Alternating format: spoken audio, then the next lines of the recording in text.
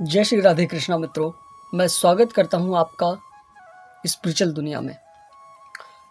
और आज हम बात करेंगे कि जो लोग स्पिरिचुअल जर्नी में अभी चल रहे हैं, स्पिरिचुअल लाइफ को जी रहे हैं, तो उनके लाइफ में कौन कौन सी चीज़ें अभी घटित हो रही होंगी। मैं इस वीडियो को बना रहा हूं तो इस वीडियो का पर्पस बस आपको कुछ चीज़ों से अवगत कराना है। मैं कोई फिक्स वीडियो नहीं बना रहा हूं कि मैंने कोई पॉइंट्स फिक्स कर लिए हों कि इन पॉइंट्स पर आपको बताना है। अभी जो मेरे मन में जो चीज़ें चल रही हैं बस उसी पर मैं डिस्कशन करने वाला हूं। और आप मुझे कमेंट के ज़रिए ये ज़रूर बताइएगा कि आपकी लाइफ में जो मैं बता रहा हूं उनमें से कुछ चीज़ें घटित हो भी रही हैं या फिर कुछ नहीं हो रहा है। सबसे पहला, अगर आप स्पिरिचुअल लाइफ में चल रहे हैं, स्पिरिचुअल जर्नी में है, तो आपको कहीं ना कहीं इस बात का अनुभव ज़रूर हो रहा होगा कि इस पूरे ब्रह्मांड को कोई ना कोई तो चला रहा है।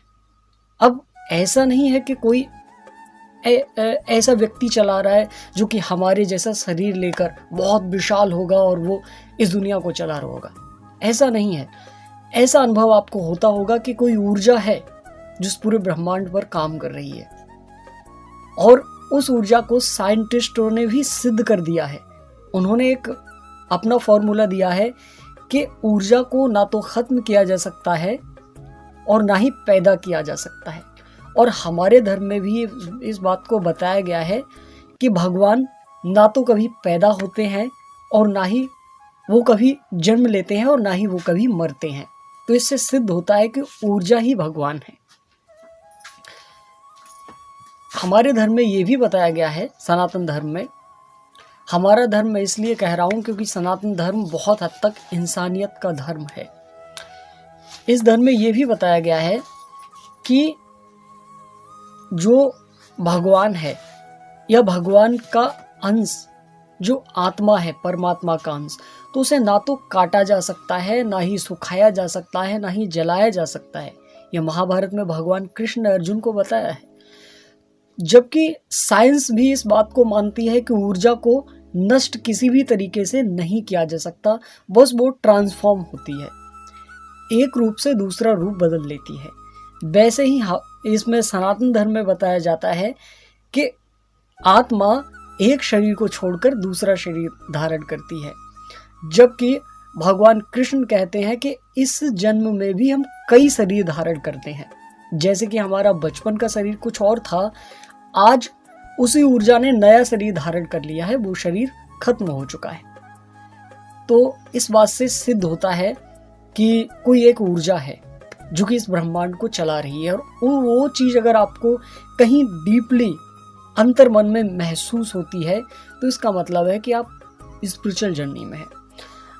धार्मिक लोगों को ऐसा लगता है कि कोई इंसान जैसा होगा, बहुत विशाल, और वो इस ब्रह्मांड को चला रहा हो। दूसरा पॉइंट हो सकता है कि अगर आप स्पिरिचुअल हैं तो आप नेगेटिव और पॉजिटिव ऊर्जाओं को बहुत जल्दी महसूस कर सकते हैं। आपके आसपास से अगर कोई शक्तियाँ, दिव्य शक्तियाँ जा रही हैं निकलकर, तो आप महसूस कर सकते हैं उनको।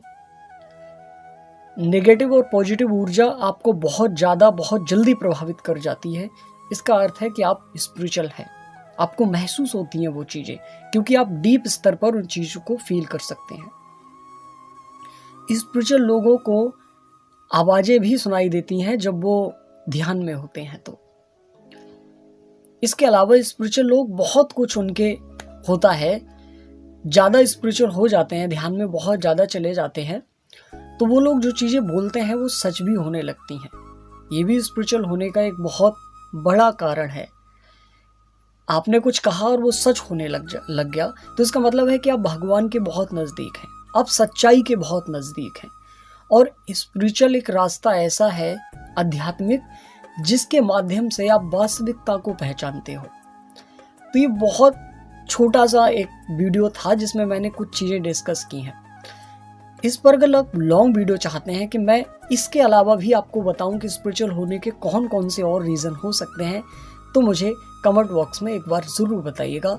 और आपको कौन कौन सी चीज़ें महसूस हो रही हैं वो भी मुझे ज़रूर बताइएगा। मिलते हैं नेक्स्ट वीडियो में, तब तक के लिए जय श्री कृष्ण।